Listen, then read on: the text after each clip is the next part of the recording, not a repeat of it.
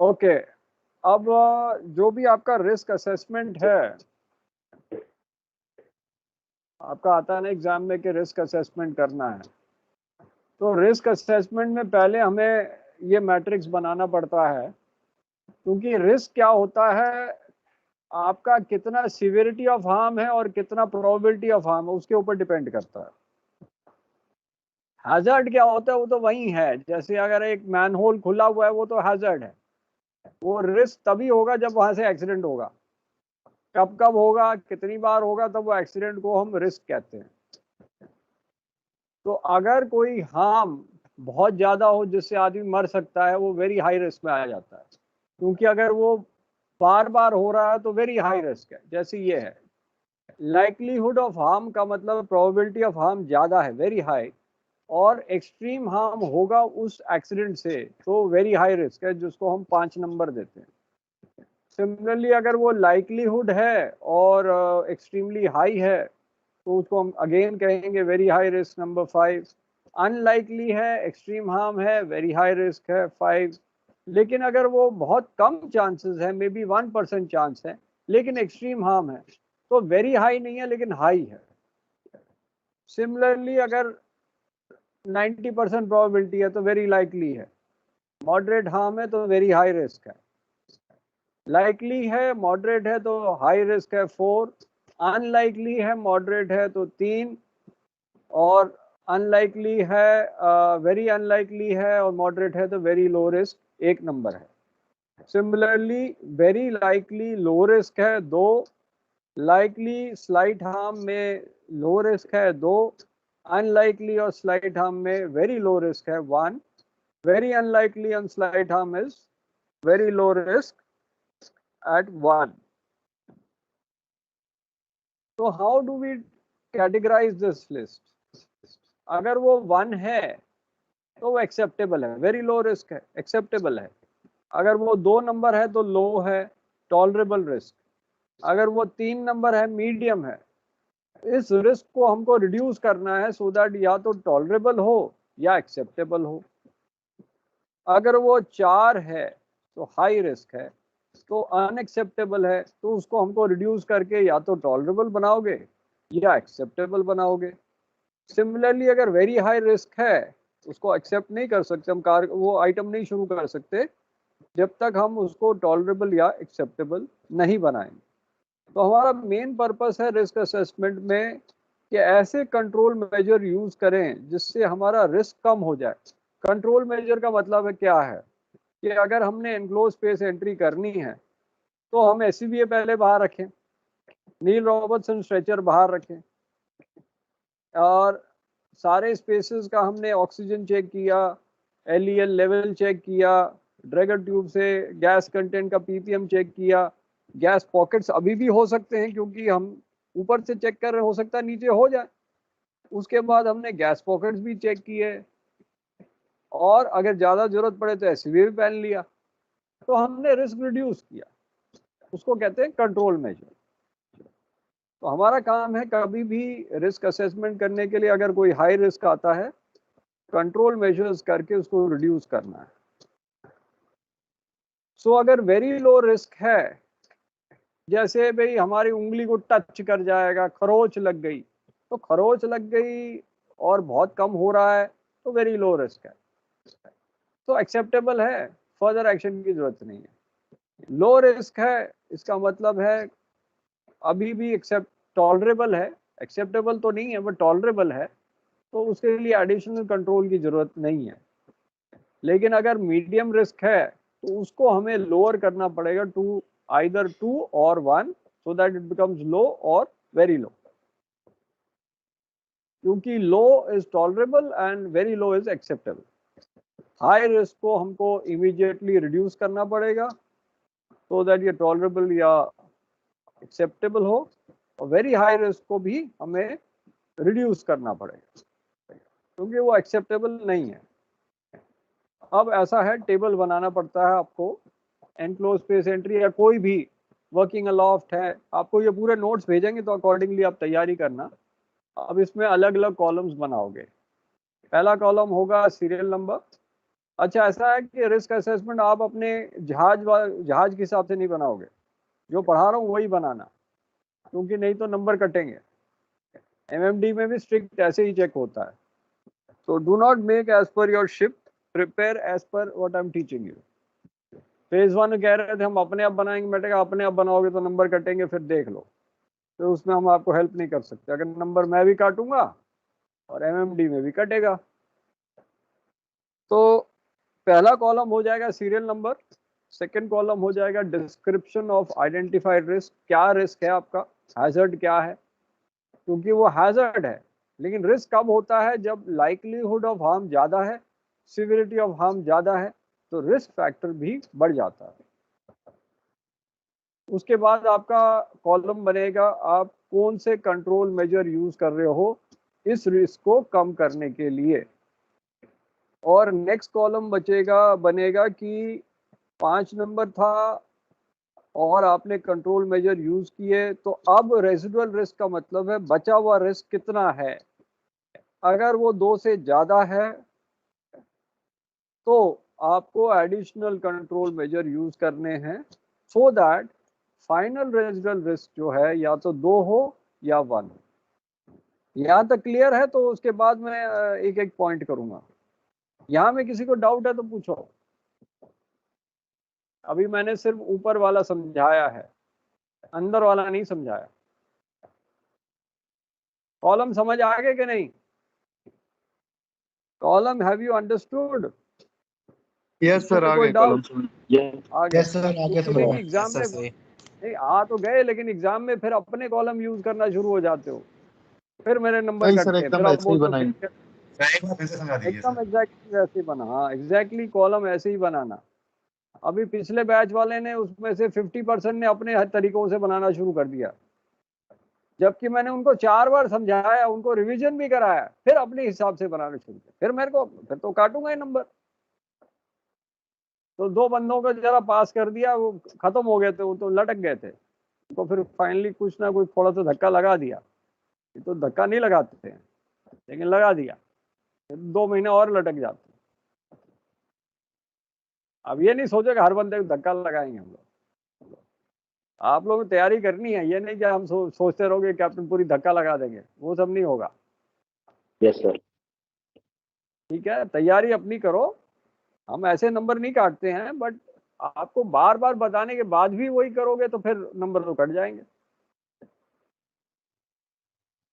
तो पहला हैजर्ड है कोलैप्सिंग। भाई कई बार क्या है कि एनक्लोज स्पेस एंट्री हुई और बंदा वहीं गिर गया, क्योंकि टॉक्सिक एटमॉस्फेयर था, हो सकता मीथेन ज्यादा थी, हो सकता कोई और गैस ज्यादा थी, आपने बाहर चेक नहीं किया, बेहोश हो गया अंदर जाके।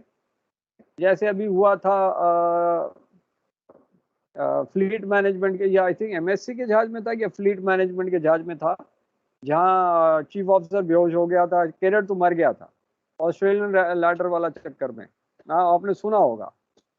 1.5 साल पहले हुआ था, कोरोना से 6 महीने पहले हुआ था। बाद में तो कोरोना ही अभी 1.5 साल से चल रहा है, उसके 6 महीने पहले, मतलब 2 साल हो जाएंगे उसको।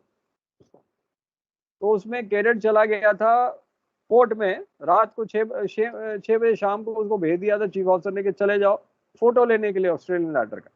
अंदर जाके बेहोश हो गया, चीफ ऑफिसर भी भागा, वो भी अंदर गया, वो भी बेहोश हो गया। बाद में चीफ ऑफिसर बच गया और कैडेट तो मर गया। तो पहला हो गया collapsing in enclose space because toxic atmosphere, जो ज्यादातर होता है और वेरी हार्मफुल है, तो लेवल बहुत हाई है क्योंकि इसमें आपकी जान जा सकती है। तो क्या कंट्रोल मेजर यूज करोगे? Lines leading to space are secured, space is emptied, space remotely cleaned if possible, space tested for safe atmosphere, और अगर टेस्टिंग के बाद गैस फिलिंग कर रहे हो उसको regularly, space has been tested regular intervals, continuous ventilation हो रहा है, और एक बंदा बाहर स्टैंड बाय भी। और पॉइंट्स लिख सकते हो कि you have a person outside who is monitoring that place, because collapse हो गए तो फटाफट आपको बाहर निकालेंगे, वो भी लिखना। लेकिन अगर 1-2 पॉइंट नहीं लिखे तो हो सकता है उसके कारण आपका रिस्क बढ़ गया। तो रेजिडुअल रिस्क 3 है, तो आपने कंटिन्यूस वेंटिलेशन किया स्पेस टेस्ट के एटमॉस्फेयर से, और एक अटेंडिंग पर्सन को बाहर रखा, वो आप ऐड कर सकते हो। तो फाइनल रेजिडुअल रिस्क आपका 1 हुआ। तो इसमें आप पॉइंट्स ऐड कर सकते हैं, ये नहीं कि यही पॉइंट लिखो, आप अपने ऐड करो। फायर एक्सप्लोजन इन एनक्लोज स्पेस जो हो सकता है स्टैटिक से हो सकता है, हॉट वर्क से हो सकता है, इसमें लिख सकते हैं, स्टैटिक भी लिख सकते हैं, क्योंकि सर जगह नहीं है तो इसलिए करना थोड़ा मुश्किल है। स्टैटिक तो लाइकली हाई, और हाई आपका रिस्क है तो आप मॉनिटर करोगे, इंट्रिंसिकली सेफ डिवाइस यूज करोगे, हॉट वर्क प्रोसीजर यूज करोगे, do not use defective equipment, do not ventilate with pure oxygen, या उस एरिया में आप कोई लोअर नहीं करोगे कोई टूल्स विथ पॉलीप्रोपिलीन वायर, क्योंकि उससे स्टैटिक हो सकता है। तो आपका रिस्क लेवल सपोज यहाँ 3 है, अगर 2 हो गया, ये सब किया और 2 हुआ, एडिशनल कंट्रोल मेजर की जरूरत नहीं है क्योंकि टॉलरेबल आ गया, तो फाइनल रिस्क इज 2। फिर आता है slipping tripping of personnel inside, cause हो सकता है पुअर लाइटिंग एंड हाउसकीपिंग आपकी पुअर है, इनएडिक्वेट पीपी, हजार्डस स्ट्रक्चर्स, बंदा फटीग्ड है, थक गया है, लाइकली मॉडरेट है, मीडियम रिस्क है। तो मीडियम रिस्क को आपको टॉलरेबल बनाना है, तो आपने यूज किया anti skid safety shoes, good lighting, clean the flooring, relevant PP, awareness of space, sending fresh alert worker, regular hydration of worker, पानी रेगुलर पीना है नहीं तो बेहोश हो जाएगा। तो आपका रिस्क 1 रहा, रेजिडुअल रिस्क, तो आपको एडिशनल कंट्रोल मेजर की जरूरत नहीं है, final residual risk is 1। Then आपके रिड्यूस विजिबिलिटी उसी में ड्यू टू स्मोक या डस्ट एंड मिस्ट है, वेंटिलेशन आपने अच्छी की। चौथा नंबर पे आ गया इलेक्ट्रोक्यूशन हैजर्ड, हो सकता है केबल्स एक्सपोज्ड हो, इलेक्ट्रिकल वायर्स वहाँ रन कर रही हो, अनलाइकली है, ज़्यादातर होना नहीं चाहिए बट हो भी सकता है, मॉडरेट है, मीडियम रिस्क है। तो you are isolating electrical equipment, posting warning notices on isolator, using certified electrical equipment. उसके बाद आपका रेजिडुअल रिस्क 2 है, तो एडिशनल कंट्रोल आप नहीं यूज करोगे और आपका फाइनल रिस्क भी 2 होगा। Then you can have injury due to falls from object aloft, which can be loose items overhead or backward working practices, unlikely slight low है, make sure no loose items are stored overhead, no loose deposits overhead, follow safety working practices, safe working practices। Residual risk 1 है, additional control की जरूरत नहीं है, final risk 1 है। तो ये था enclosed space entry का। अभी एक दो और दिखाते हैं आपको। तो जैसे अगर आपके हॉट वर्क सेफ्टी है या एक्सीडेंट हो सकते हैं, तो you will refer to hot work precaution matrix before starting the job, work planning meeting होगी, रिस्पॉन्सिबल ऑफिसर होगा, LEL 1% से कम होगा, फायर फाइटिंग इक्विपमेंट रेडी होगी, फायर डिटेक्टर्स वर्किंग करेंगे, और इसमें चेक करोगे कि all fire detectors are working. Measures should be taken to prevent scattering of sparks, spark shelters लगाने पड़ने चाहिए, spark arresters लगाने चाहिए। Confirm no other work such as repairing pipelines that might leak of combustible gas is being done as a safe compartment। तो एक ऐसा हुआ था रिपेयरिंग में, one of my batchmates died in that, and I think it was in 82 और 83 की बात है, नया नया कैडेट था, ओंकारनाथ मेरा बैचमेट था, और this was Lajpat Rai, this happened I think 82 83, कितने साल हो गए देख लो, ऑलमोस्ट 39 इयर्स। तो वो डिस्चार्जिंग चल रही थी मुंबई नव सेवा में, टैंकर था लाजपत राय, और क्या होता था कि सील होती हैं जो आपके पंप लगे होते हैं, तो पंप रूम और इंजन रूम के बीच में सील लगी थी, वो सील होती, गैस सील्स होती। अब इसमें गैस सील बराबर लगी नहीं थी, तो वेल्डिंग चल रही थी इंजन रूम में, और यहाँ कुछ वेल्डिंग नहीं चल रही थी, पंप रूम में कोई वेल्डिंग नहीं चली, बट उसकी जो गैस के जो सील थी वो लीक कर रही थी। और कैरेट को नीचे भेजा क्योंकि ओंकारनाथ बैचमेंट मेरा था, वो नीचे गया ऊपर से। और जो सर ऊपर आपकी खड़ा आवाज था, नहीं आ रही। आवाज नहीं आ रही है? अब आ रही है? हाँ सर, कैसेट को नीचे भेजे, फिर उसके बाद क्या हुआ? नहीं, वो बीच में किसी का फोन आ जाता है ना, यही तो चक्कर हो जाता, तभी आवाज रुक अच्छा गई सर। थी।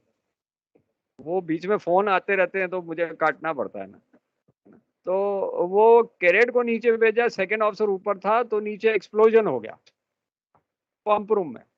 ये कैरेट तो उड़ गया, सेकंड ऑफिसर भी उड़ गया, और आग पूरा गोला बाहर तक गया, क्योंकि कुछ रिपेयर करने वाले वहां बाहर सोए हुए थे शोर के, वो जल गए।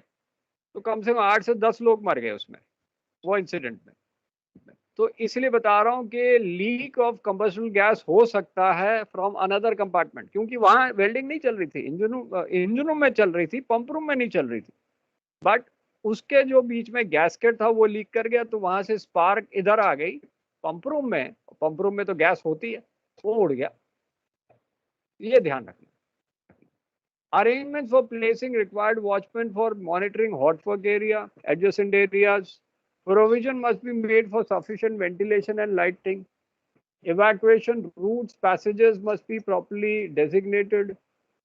Then आपके tools and equipment spark proof होने चाहिए. Personnel involved in work must be provided with PPE. Safety ropes installed होने चाहिए. Areas where fire is directly applied must be clearly marked. All crew engaged in hot work should be adequately trained, and measures to be taken to prevent fire from coming in contact with gas, oil. अरे कनीश भाई, अभी हम पढ़ा रहे हैं, तब अब जब मैंने फोन किया तब तो उठाया नहीं, अब मैं पढ़ा रहा हूँ भाई।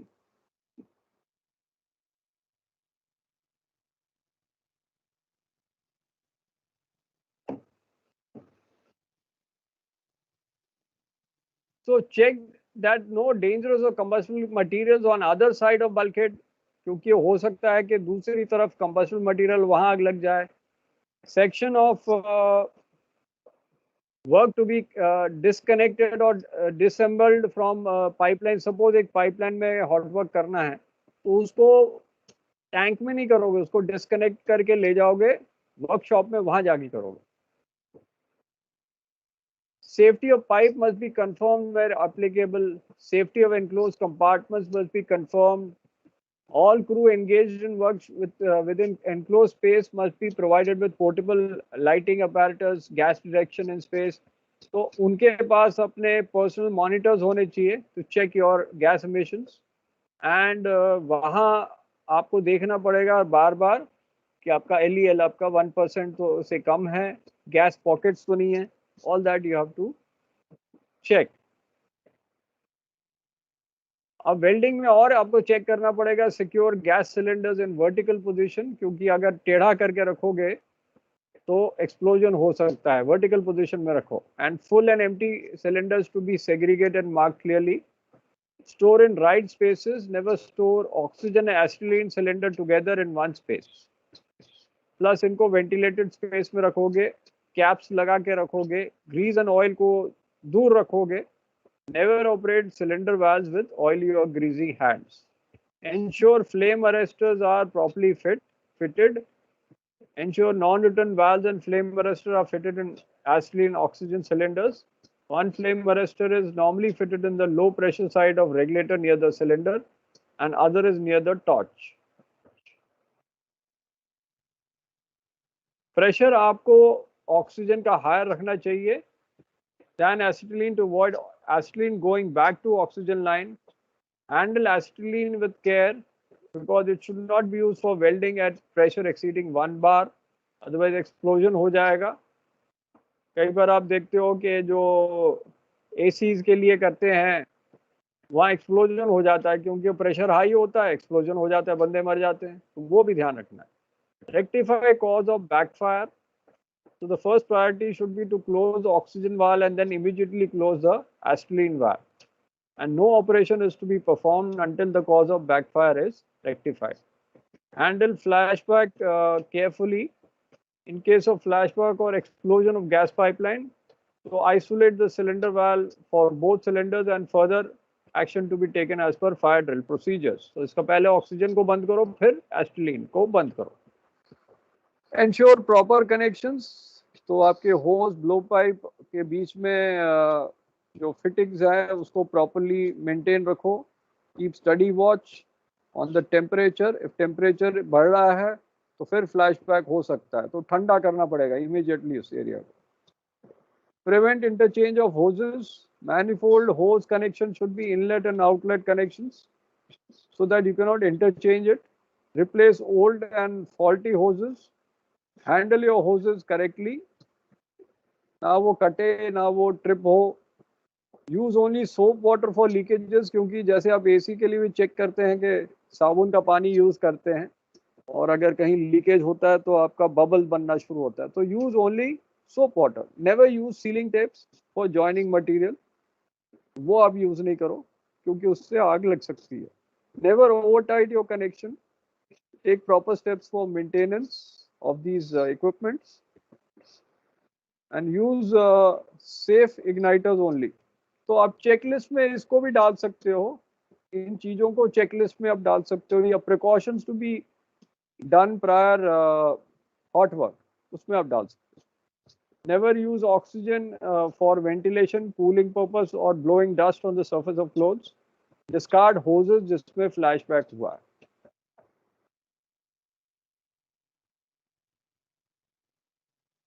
मूरिंग ऑपरेशंस का भी कर लें. डोंट अलाउ, ये तो हमने कर लिया था आई थिंक. मूरिंग ऑपरेशंस का तो पूरा कर लिया था. ये स्नैपबैक जोन तो हमने कर लिया था.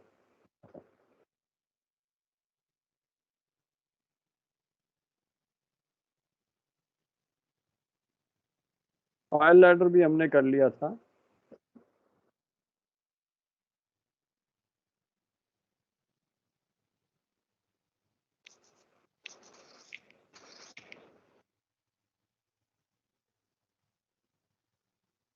वर्किंग अलॉफ्ट का जो हमने कर लिया था, लेकिन अभी वो उसका कर लेते हैं रिस्क असेसमेंट. ये हमने कर लिया था वर्किंग अलॉफ्ट भी. Just do the risk assessment of this. तो पहले आपको ये रिस्क एस्टिमेटर बनाना पड़ेगा. सेकेंडली आपको टॉलरेबिलिटी ऑफ रिस्क का बनाना है, डिटेल्स ऑफ रिस्क बनाना है, एंड रिस्क असेसमेंट वर्किंग अलॉफ्ट. इसमें भी वही चीज़ बनानी है, वही सारे कॉलम्स. और falling off the ladder while climbing, unlikely, moderate, medium, use safety harness, use appropriate PPE, clean any slippery ladders.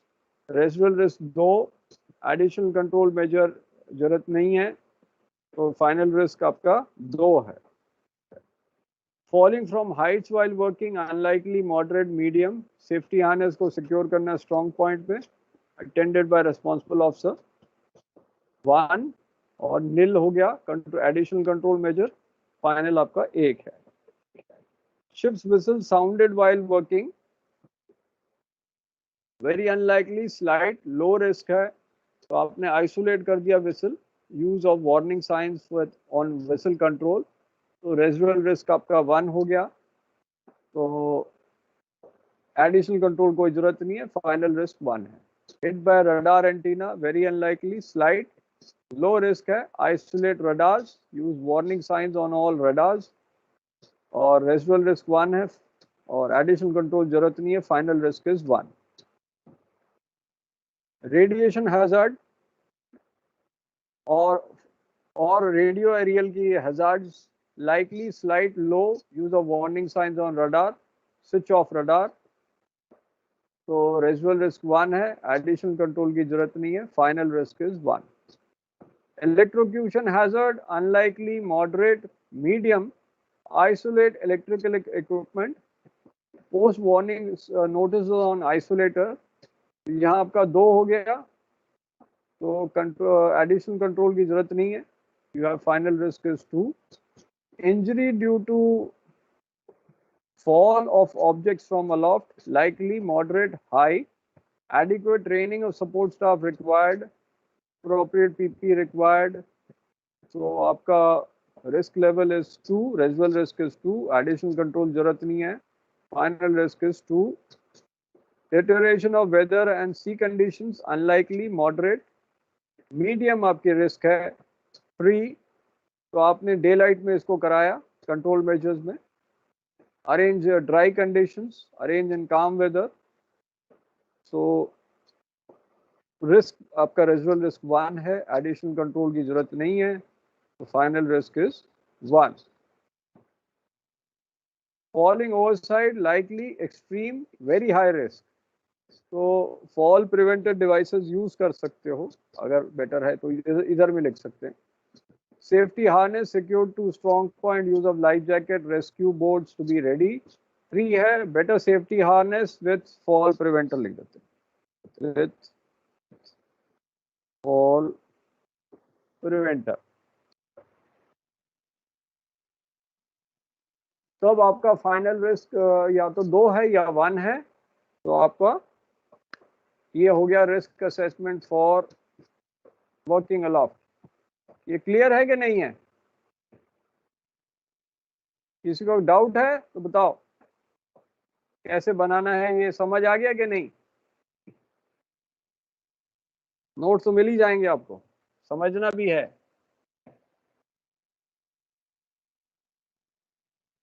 तो रिस्क असेसमेंट क्या है? आपकी प्रोबेबिलिटी और एक्सटेंट ऑफ डैमेज के कारण है, और एसएमएस के कारण आपको रिस्क असेसमेंट करना है. तो आईएसएम में आपका रिस्क असेसमेंट है, तो आपको आइडेंटिफाई करना है हैजर्ड्स को, असेसमेंट करना है रिस्क को, अप्लाई करना है control measures to reduce risk, and monitor करना है control measures for effectiveness. So health and safety issues of individuals involved directly or indirectly in activity to be checked. Property of company and others, environment, ये सब check करना है. So no job should be valued than human life, and therefore important to put strict emphasis on risk assessment. So the process should involve gathering the data and familiarization with that data. That means person in charge should gather information about the work and क्या क्या risk हो सकती हैं, किस जगह में हो सकती हैं, सेफ्टी इक्विपमेंट क्या क्या है, अप्रेजल होना चाहिए सबका, मेडिकल एक्सपर्टीज होना चाहिए, मेडिकल फर्स्ट एड वहाँ अवेलेबल होना चाहिए, नील रॉबर्टसन स्ट्रेचर, एससीबीए सब रेडी होना चाहिए. आइडेंटिफाई द हैजर्ड्स, जो जो हैजर्ड्स हैं उसको आइडेंटिफाई करना है प्रैक्टिकली. फिर आपको उसको एनालाइज करना है वो हैजर्ड्स को, कि वो बहुत छोटे हैं, टॉलरेबल हैं, मॉडरेट हैं, सब्सटैंशियल है, इनटॉलरेबल है. ट्रिवियल को तो आप ध्यान नहीं दोगे, बाकियों पे ध्यान देना पड़ेगा. अगर वो मॉडरेट, सब्सटैंशियल, इनटॉलरेबल है तो उसको ट्रिवियल या टॉलरेबल बनाओगे. ठीक है, so that is your risk assessment. And फिर assessment of risk involve probability कितनी है, हाई है, लो है, वो देख के आपकी रिस्क होगी, जो आपका टेबल बताया है. कंट्रोल मेजर्स क्या क्या हो सकते हैं वो होगा vigilance on part of officer, having all medical equipment on standby along with SCBA, oxygen cylinders, everything, and Neil Robertson stretcher, tripod, all safety equipment in use to be carried out, inspected by officer and person doing the job. Approval should be given for both sides are satisfied, तब आपको वो काम करना है. और risk assessment जो होता है के बाद आपका परमिट टू वर्क दिया जाए. तो एक बार रिस्क असेसमेंट हो गया, उसके बाद permit to work captain sign करेगा. ठीक है, तो अब एक आपका टाइम अभी 20 मिनट है, तो रिस्क असेसमेंट पे मूवी दिखा देते हैं.